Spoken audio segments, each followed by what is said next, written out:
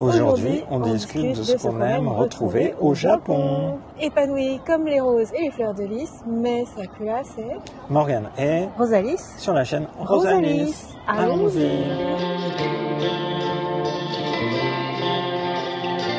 On vous fait cette vidéo depuis le Japon, depuis Tokyo, au tout début de notre séjour Slow Life au Japon.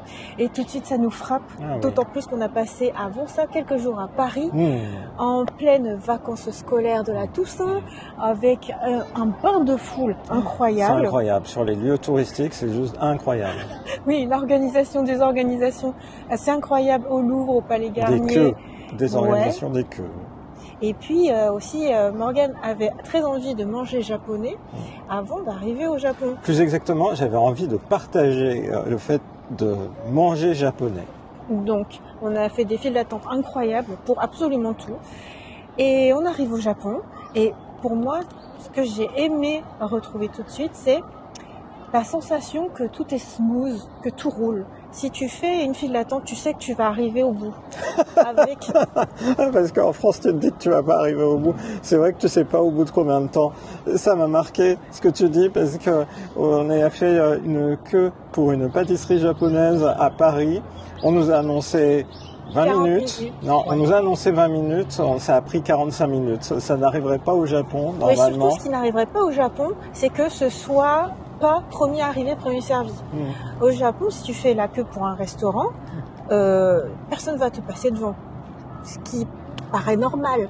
Alors que en France, c'est « Ah bon, bah, vous êtes un groupe de 5 attendez, et il n'y a pas 2 personnes là? Ah si, bah venez-vous.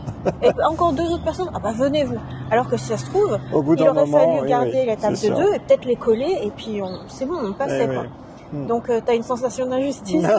Alors qu'au Japon, voilà, si tu fais la file d'attente, tu sais que tu vas arriver au bout, tu vas arriver de manière éthique et équilibrée, je sais pas. Et puis tu as aussi la sensation que quand tu marches, déjà tu vas pas te faire bousculer en sens inverse, c'est-à-dire que il y a souvent des lignes jaunes au sol avec des petits points.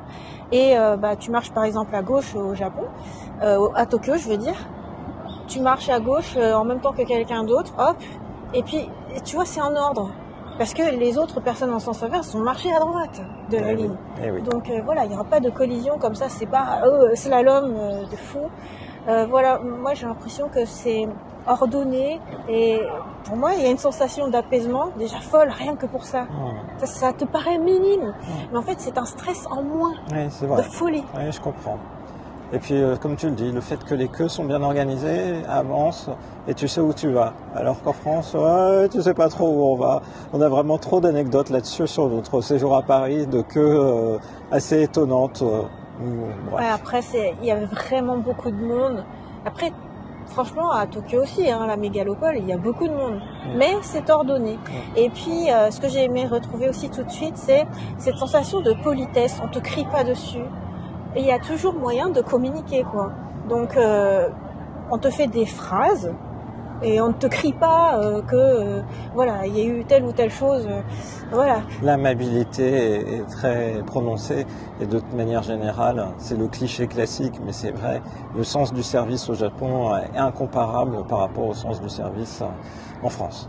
Donc moi qui suis très sensible au volume sonore, le fait qu'on me parle et pas qu'on me hurle dessus, bah voilà, je me sens mieux. Un apaisement, une tranquillité.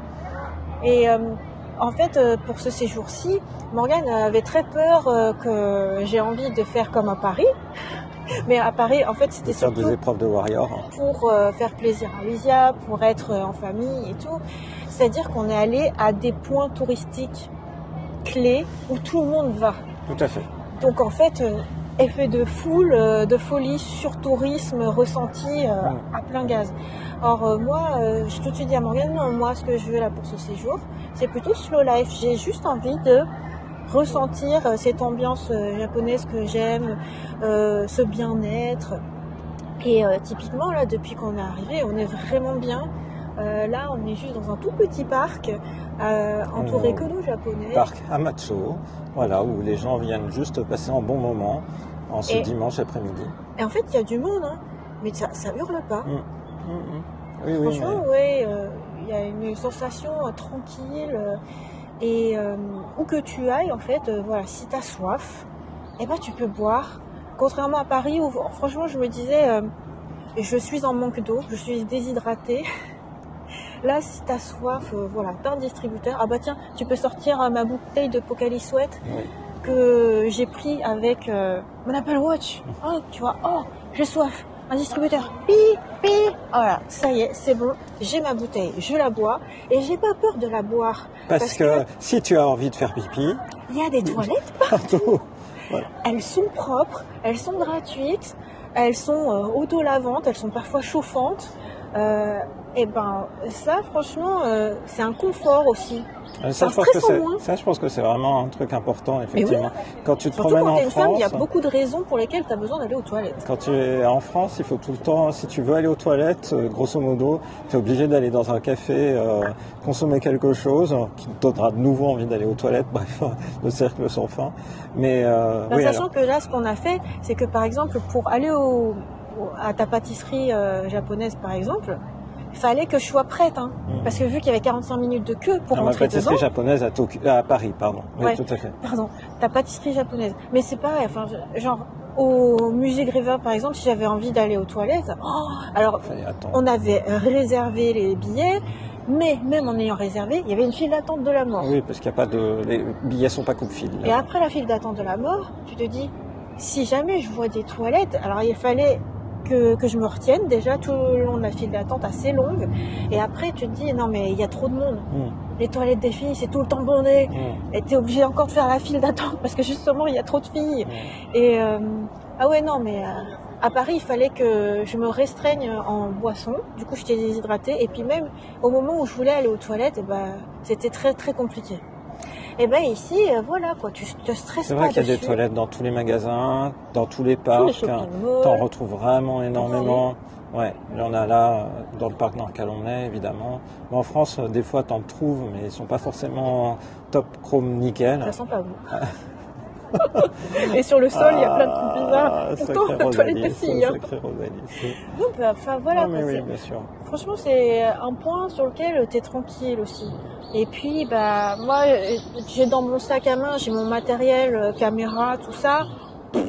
Je me dis pas que quand je croise quelqu'un, il faut que je tienne mon sac, il faut que je l'ai bien fermé, il faut que je le garde. Ouais, c'est là sûr. Où à Paris, la je différence faisais avec l'Occident est et même si tu fais pas attention, dans le métro, de toute façon, on te dit de faire attention. Non, attention aux pickpockets, blablabla. Oui, ça, on te le dit sans arrêt. Et puis même par rapport même quand tu te balades avec ton téléphone en main, là, quand on fait des tournages, des fois, comme il y a tout le temps des infos comme quoi, par exemple en Angleterre, il y a une nouvelle technique pour te voler, il y a des agressions pour te voler ton iPhone à la main. Enfin bref, c'est sûr, c'est le problème classique.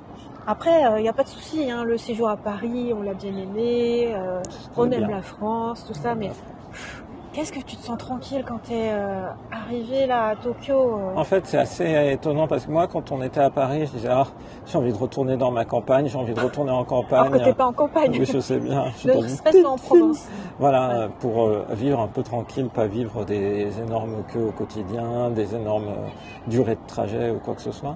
Et là, en fait, tu arrives dans une autre mégalopole quand même, c'est quand même une capitale majeure, Tokyo. Et en fait, ici, c'est une vraie mégalopole, mais Paris, c'est pas une mégalopole, c'est juste une métropole. Non, c'est quand même une grosse ville. Mais en pratique, c'est quand même... Il y a un pigeon qui vient de se poser à côté. Oui, je me demandais s'il allait atterrir sur la table. Ouais, non, je crois que ça, il n'a pas besoin de le piquer. Non, t'as quand même une sensation de tranquillité qui est notable, à condition de ne pas aller dans les lieux qui sont devenus les lieux touristiques. Parce qu'on arrive au Japon... Et encore, le jour de l'atterrissage, hier, parce que là c'est notre première vraie grosse journée, mais hier à l'atterrissage, qu'est-ce qu'on a fait? On est allé à Akihabara le samedi, après-midi. Donc normalement c'est le pire du pire. Il y avait des grosses foules, mais quand même, on a trouvé où manger... un okonomiyaki sans problème. Oui, mais il faut quand même dire qu'on connaît quand même plutôt bien Akiba et qu'on sait les endroits où il y aura moins de touristes. Donc en fait, je pense que c'est pas si évident au premier abord. Quand même, il y a des lieux où tu peux respirer. Et ça, c'est ce que j'apprécie aussi. C'est que tu pourrais te dire que avec une surpopulation déjà de base japonaise et en plus un afflux touristique très conséquent à Tokyo, tu pourrais te dire ouais ça va être bondé partout, tu pourras jamais te poser et tout. Or là vous voyez on est vraiment tranquille, Morgane s'est pris un petit café à emporter et puis voilà, on est à un moment solo life, super cool. D'ailleurs on a même pris autre chose. On a pris aussi des spécialités parce que t'avais faim, t'avais envie de... Genre, j'aime bien tester la boulangerie japonaise qui tente de faire de la boulangerie française. Enfin, c'est pas qui tente, c'est une réinterprétation japonaise de la boulangerie française. Oui, parce que du coup, on s'est pris des petites choses juste après avoir déjeuné pour vraiment pas cher. On a déjeuné pour 2 personnes. À 1990 yens. C'est-à-dire 11,50 €. 11,50 €, menu complet. Hein. C'est-à-dire qu'on avait le plat principal, un set avec de la salade, un thé ou un café à volonté. Donc franchement, je sais pas où tu trouves ça. Hein. Même le McDo en France, il est plus cher. Non, c'est clair. Bon, alors évidemment, le taux de conversion joue en notre faveur dans cette période où le yen est faible par rapport à l'euro ou au dollar. Ouais, mais malgré tout, en fait, même si c'était la conversion qui date bien très longtemps, 100 yens égale 1 €, en fait, t'en reviendrais à 19,80 €. Bah, malgré tout, ça serait pas cher par rapport à bien des endroits en France. Alors que c'est un vrai restaurant, c'était pas une cantine. Ah ouais, non, c'est sûr. Voilà, pas de problème. Et on te presse pas pour te faire le deuxième service, allez vite, il faut que vous partiez. Et puis ce qui est bien, c'est que c'est tout le temps bon. Tu vas pas te dire, il faut absolument que je regarde les avis sur Google pour voir si le service est bien, est-ce que on te hurle pas dessus. Enfin, tu sais, c'est vraiment un critère pour moi. Et donc, est-ce que la nourriture est bonne, est-ce que le rapport qualité-prix est bon. En fait, là, tu regardes, tu as des restaurants, en fait, tu es quasiment sûr que ça va être bon. Et en l'occurrence, c'était vraiment délicieux. Ça fait du bien de bien manger après un long trajet d'avion comme ça. Et là où je suis contente, c'est que mon estomac, en fait, s'est rétabli super vite. Là où d'habitude, je sais pas, un long trajet, tu pourrais te dire, ouais, c'est compliqué de se caler et tout. Mais là, la nourriture japonaise, pour moi, c'est juste trop top. C'est trop top. En fait, c'est ce qui convient bien à mon métabolisme. Oui, je pense que tu as un métabolisme asiatique et donc la nourriture asiatique te correspond bien. Le riz japonais, c'est tellement bon. Les grains sont ronds, moelleux. C'est parfait. Trop top, quoi. Ouais. Ah oui, c'est ça. Totalement adapté à ton corps. Mais moi aussi, ça me va très bien. En tout cas, la vie à Tokyo, pour ce qui est de manger, aucun problème. La vie à Tokyo, pour ce qui est de manger, de manière générale, la vie pour ce qui est de manger au Japon, t'as aucun souci. Effectivement, tu trouves des choses, tu peux te sauf restaurer. Si tu vas forcément dans des restaurants type kaiseki, voilà, cuisine haute traditionnelle gastronomie. japonaise. Mais ou pour des la cuisine de sushi. tous les jours, vraiment, tu manges très très bien pour pas cher. Et cela dit, toi, tu trouves que les transports en contrepartie sont plus chers? En fait, je pense que les transports sont plus chers, les fruits et légumes sont plus chers aussi, quoi qu'il arrive. Un peu moins en abondance, mais ça, c'est lié aussi à la structure du pays. Mais les fruits et légumes sont très bons. Les fruits et légumes sont très bons. Mais là, voilà, l'agriculture est moins développée. Ils sont cueillis, genre les pommes sont cueillies à la main, elles ont une belle forme bien ronde. Et tu sais, c'est pas les fruits qui sont ramassés par terre. Eh bien, franchement, ça compte, hein, tu sais, en termes de nutriments. Quand ils sont tombés par terre, c'est qu'ils sont mûrs. C'est drôle. Et donc, par exemple, à Paris, à chaque fois qu'on faisait nos trajets, un ticket de métro. Il est vrai qu'un ticket de métro, c'est pas cher. 1,70 € si tu les prends par 10.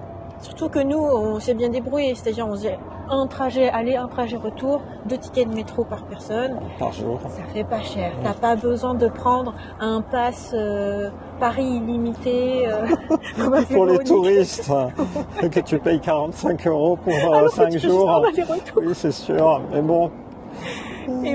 Et donc, à Tokyo, en tout cas, moi je trouve que c'est assez logique que tu payes en fonction du trajet, c'est-à-dire en fonction de la distance que tu fais. Donc il est vrai que si tu pars de l'aéroport de Haneda, qui est en dehors de Tokyo en vrai, hein, et que tu vas super loin, c'est-à-dire par exemple tu vas jusqu'à Hamamatsucho, c'est-à-dire tu rentres dans Tokyo, tu as fait une quantité de kilomètres. Donc, moi je trouve c'est logique que tu payes le nombre de kilomètres. Et pas un ticket de métro pour faire je sais pas quel trajet. Bien sûr. Tu payes 530 yens à peu près. Donc on va dire de l'ordre de 4 euros.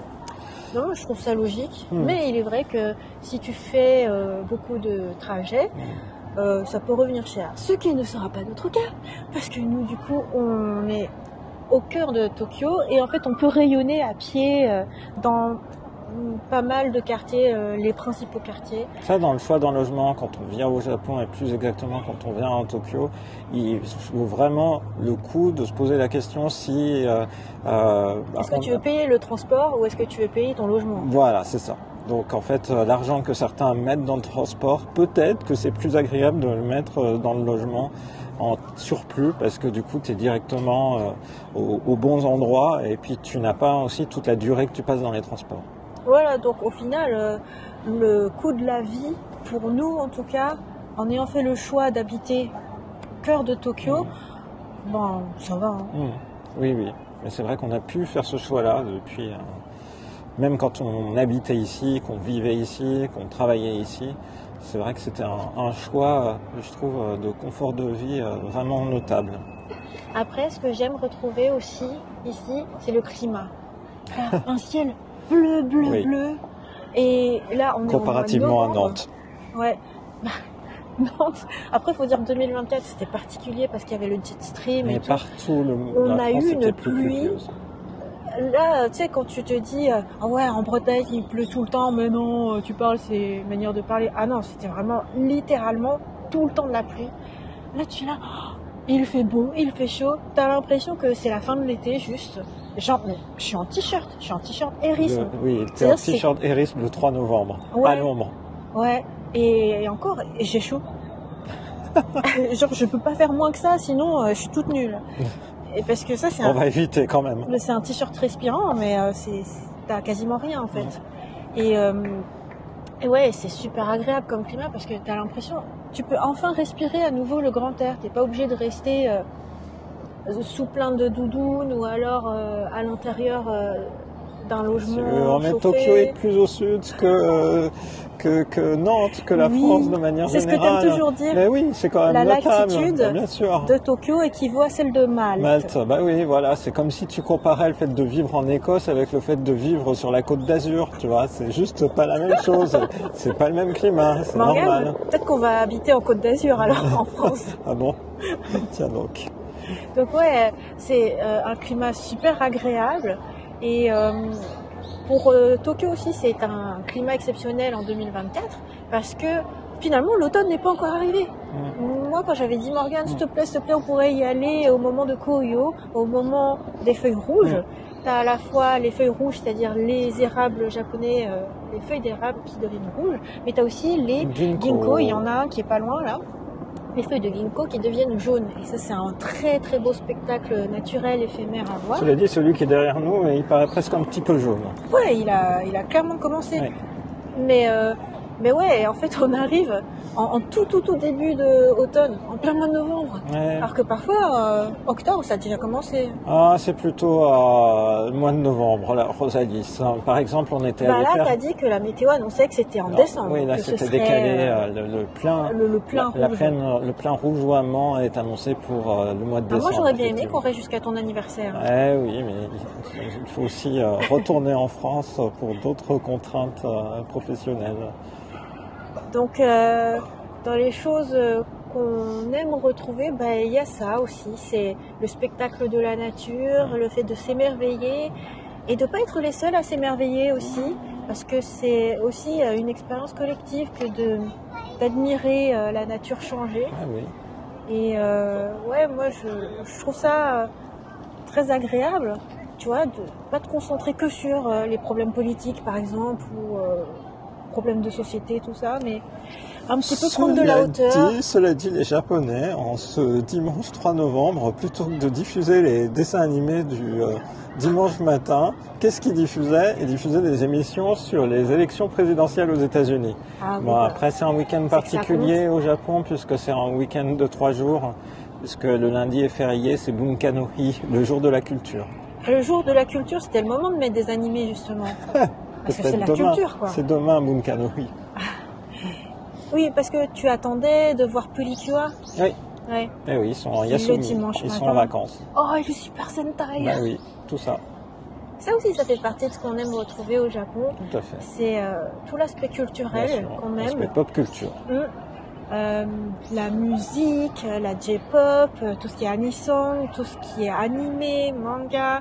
Et comme on est passé à Akihabara, alors on en a vu plein T'as les pris yeux les aussi. Ouais, Ouais, les tendances. Les Mais passé en tendances. librairie aussi. Oui, les tendances. Ça aussi, ça fait partie de ce qu'on aime, les librairies au Japon. C'est encore une autre expérience que les librairies françaises. Oui. Les Même si on a bien aimé une librairie BD que tu nous as fait Oh, il y a découvrir. des librairies BD à Paris. très sympathiques de manière générale en France. Mais par contre, c'est vrai qu'au Japon, bah, tu as forcément tout ce qui est manga directement. Donc, comme on en lit beaucoup, ça fait partie des choses qui sont Et beaucoup de appréciables. magazines, parce que c'est un beaucoup de pays où il y a magazines, aussi tout à encore fait. beaucoup la culture En fait, des c'est journaux et assez des magazines. amusant, effectivement, parce que même si, pour ce qui est des mangas, le marché du manga numérique a maintenant dépassé, en termes de volume financier, le marché du manga papier au Japon. En France, on en est très loin. Je pense qu'on ne sera jamais, puisque les Français piratant plutôt que consultant les titres sur des plateformes dédiées, pas tous bien sûr, mais quand même beaucoup, pour qu'on atteigne cet équilibre financier, je pense qu'il va se passer un petit peu de temps. Mais à contrario, les magazines, en fait, le marché du magazine n'a pas encore été totalement supplanté par la version numérique, et donc il y a beaucoup de magazines papier. Mais il faut dire qu'au Japon, dans les magazines papier, tu as une vraie plus-value à l'acheter en papier par rapport au numérique. Parce que quand tu achètes ton magazine genre Animage, Animedia, New Type par exemple, qu'est-ce que tu as? Tu as des posters, tu as des clear files, tu as des goodies en Et t'as plus. des sacs. Genre ça, c'est un sac goodies de magazine. Un sac de goodies, oui. Et il est super pratique et il a pile la bonne dimension. La bonne dimension, pourquoi? Oh, ben justement, bon, pour contenir du matériel vidéo, mais pas que. Pour contenir aussi, par exemple, un sketchbook. Wow. Et justement, ce que j'aime aussi au Japon, c'est que si à un moment donné, tu as envie de prendre un petit moment pour te détendre avec une boisson ou pour dessiner, eh bien, tu peux le faire. Oh, c'est génial. C'est par ça qu'on a commencé d'ailleurs. Oui. On a atterri et on est allé dans un café. Et ça, c'est notable, parce que ici, vraiment, la culture de tu vas dans un café, tu te poses et tu vas y rester éventuellement 3 heures, 4 heures sans qu'on te dise rien. Oh, qu'est-ce que c'est agréable. Et justement, c'était incroyablement calme. Il y avait du monde, hein, mais que des Japonais, parce que nous, on va là où c'est tranquille, pas là où c'est touristique. Et on vit le quotidien des Japonais. Donc on s'est posé avec notre café, le petit sketchbook, et puis tout le monde est calme. Ouais. C'est-à-dire chacun a peut-être aussi un livre, une tablette, un ordinateur pour travailler, ou peu importe, avec son petit café ou voilà son petit pain. Et en fait, t'as pas un brouhaha, un boucan de fou. C'est vrai. Et j'ai beaucoup apprécié parce qu'à ce moment-là, à l'atterrissage, on avait passé une nuit blanche et j'avais pas envie d'entendre plein de bruit et j'avais pas envie d'avoir une lumière surexcitante. Et là, t'avais lumière tamisée, tranquillité, petite musique vraiment adorable. Et ouais, moi j'adore en fait cette ambiance petit café. Ah ouais, bah, moi aussi.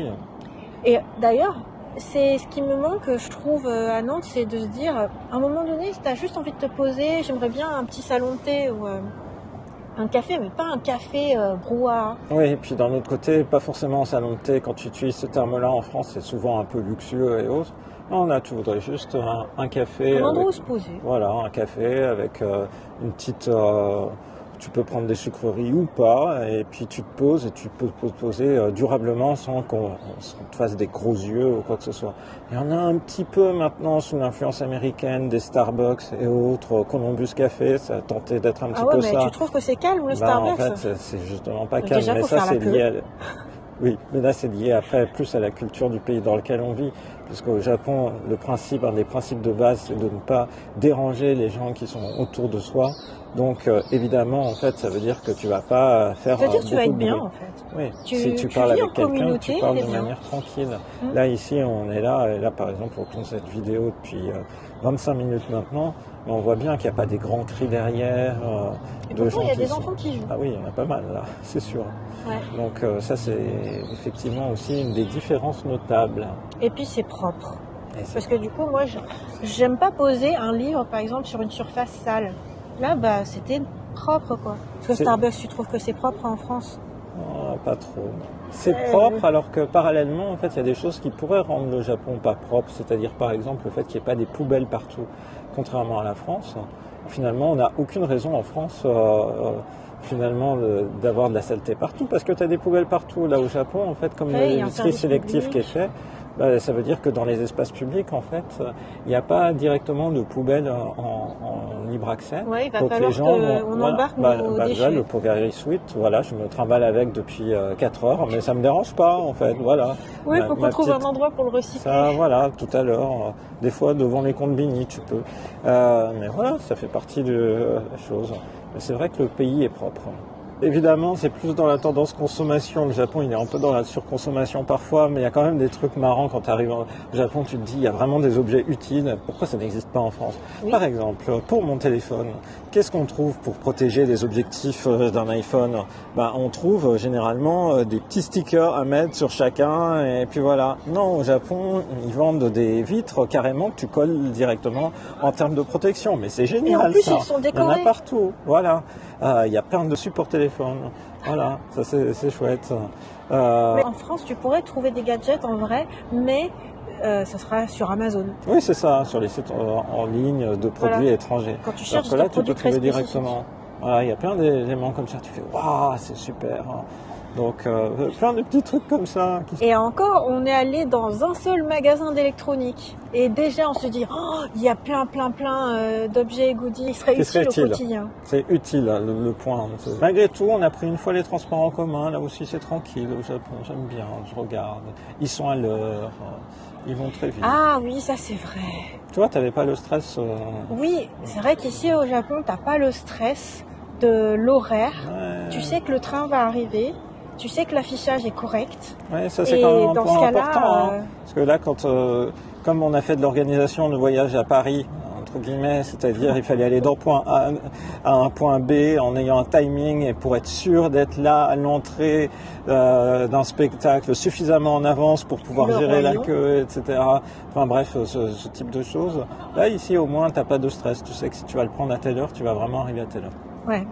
C'est vrai, j'avais En oublié France, ça, la tu es ponctualité. obligé de prendre en compte la marge d'erreur qui va être liée. Alors, il y a plein de raisons pour lesquelles c'est le cas en France. Hein. Il y a, par exemple, des retards de train qui sont liés au fait qu'il y a eu des bagages abandonnés. Du coup, effectivement, ils sont obligés d'appeler les équipes de démineurs, etc., etc. Bref, ça n'arrive pas.